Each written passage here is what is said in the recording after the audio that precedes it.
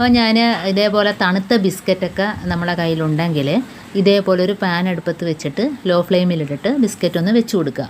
എന്നിട്ട് നമുക്ക് ചെറുതായിട്ടൊന്ന് ചൂടായി വരുമ്പം ഇതേപോലെ ഒന്ന് മറിച്ച് ഇട്ട് കൊടുക്കാം. അപ്പോൾ അതിന് ശേഷം നല്ല ക്രിസ്പി ആയിട്ട് തന്നെ നമുക്ക് ബിസ്ക്കറ്റ് കിട്ടും. അപ്പോൾ തണുത്തുപോയ ബിസ്ക്കറ്റ് ഉണ്ടെങ്കിൽ ഇതേപോലെ ചെയ്ത് നോക്കിയാൽ മതി. അപ്പോൾ ലോ ഫ്ലെയിമിലിട്ടിട്ട് ദാണ്ട ഇതേപോലെ ഒന്ന് ചൂടാക്കി എടുത്തിട്ട് ഓടിക്കുമ്പം തന്നെ നല്ല ക്രിസ്പി ആയിട്ട് കിട്ടിയിട്ടുണ്ട് കണ്ടോ.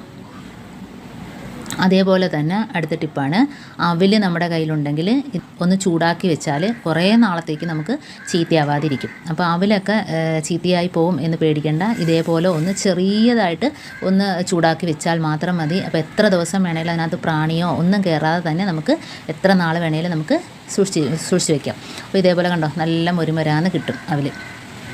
അപ്പോൾ ഇങ്ങനെ വെച്ചാൽ നമുക്ക് എത്ര നാൾ വേണേലും കേടാകാതിരിക്കും. ഇനി അടുത്ത ടിപ്പിലോട്ട് കിടക്കാം. അപ്പോൾ നമ്മൾ ഇതേപോലെ മിച്ചർ കപ്പലണ്ടിയൊക്കെ ഇട്ട് വയ്ക്കുന്ന കുപ്പിയിൽ നമ്മുടെ കുപ്പി ലൂസാണെങ്കിൽ ഉറുമ്പ് കയറും. അപ്പോൾ അങ്ങനെ ഇല്ലാതിരിക്കണമെങ്കിൽ ഇതേപോലെ ഒരു റബ്ബർ ബാൻഡ് ഇട്ട് കൊടുക്കുക. അതിനുശേഷം നമ്മൾ കുപ്പി അടച്ച് വയ്ക്കുകയാണെങ്കിൽ നല്ല ടൈറ്റായിട്ടിരിക്കും. അതിനകത്ത് കാറ്റും കയറത്തില്ല, ഉറുമ്പും കയറത്തില്ല. അപ്പം കപ്പലണ്ടി മിച്ചർ എന്താണേലും നല്ല ക്രിസ്പി ആയിട്ട് തന്നെ ഇരിക്കും. അപ്പോൾ ഇതേപോലെ ചെയ്യാത്തവരൊന്ന് ചെയ്ത് നോക്കുക.